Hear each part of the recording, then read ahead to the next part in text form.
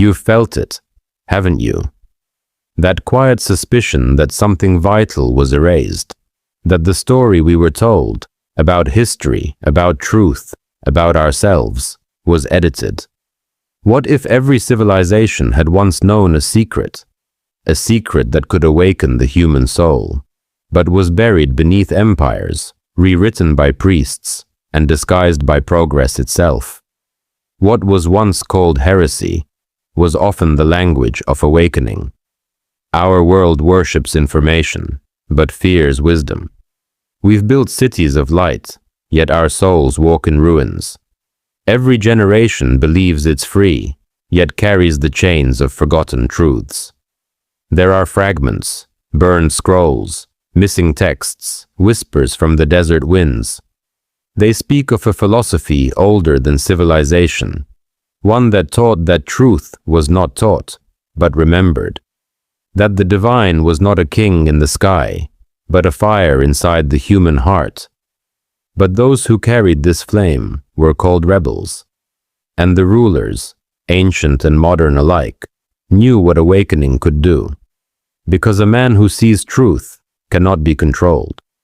If this content is making sense to you, click the subscribe button and subscribe to the channel. Thank you for your support. We live in a world that calls itself free, yet it fears independent thought. Look closer.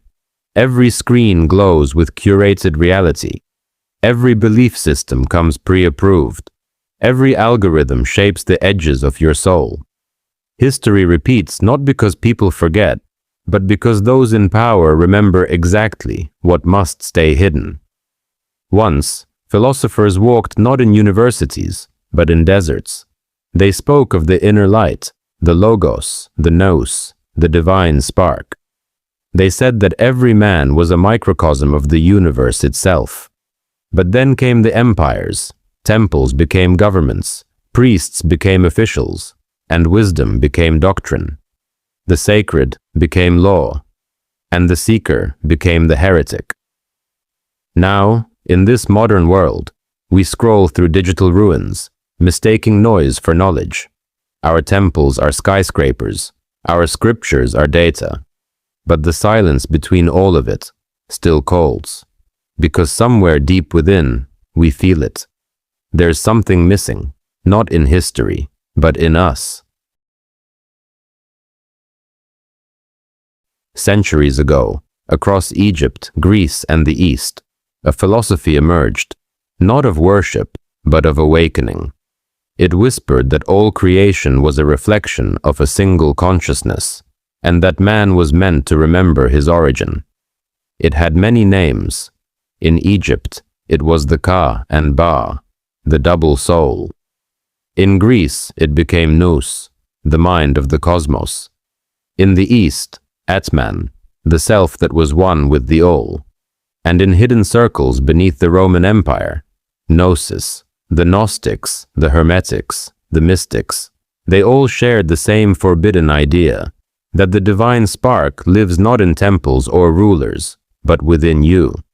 They said that the universe is a dream of consciousness, and the purpose of life is not obedience, but remembrance.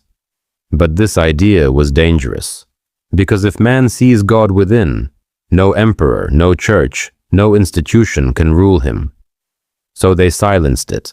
Scrolls were burned, teachers vanished, and the words that once opened souls were replaced with commandments that closed them. Centuries passed, and yet, beneath the surface, in monasteries, secret brotherhoods, and exiled poets, the flame survived.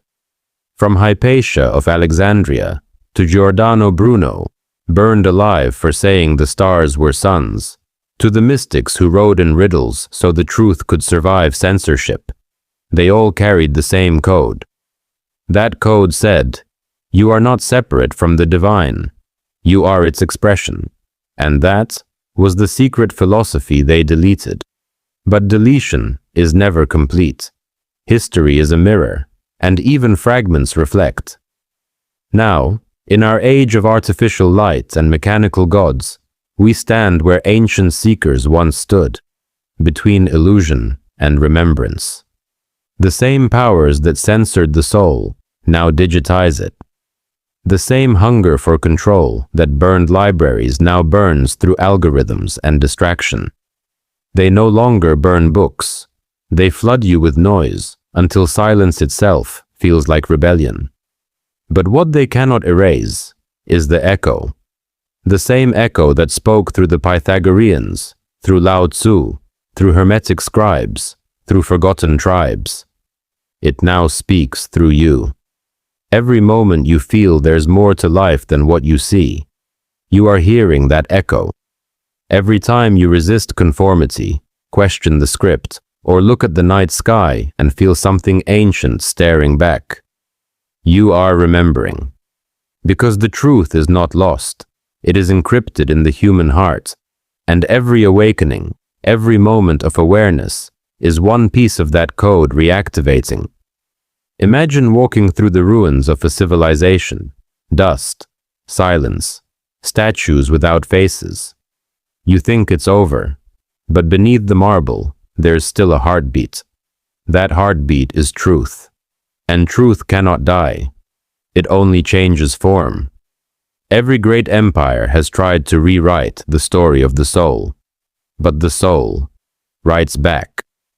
Maybe that's why you're here, listening, feeling this resonance, because something ancient within you refuses to forget. This isn't just philosophy, it's a rebellion of remembrance. The secret philosophy was never just about knowledge. It was about seeing through the illusion of separation. The world teaches you to bow, but the truth asks you to rise. Rise not in arrogance, but in remembrance, that the same light that made the stars moves behind your eyes. That is what they feared. Not the knowledge, but the awakening it would cause. If you've listened this far, you already carry the mark of the seekers, those who refuse to let the fire die. Because the truth they deleted was never really deleted. It simply waited for minds like yours. So stay awake, keep questioning, and keep remembering. Greater than, the greatest rebellion is to remember who you are.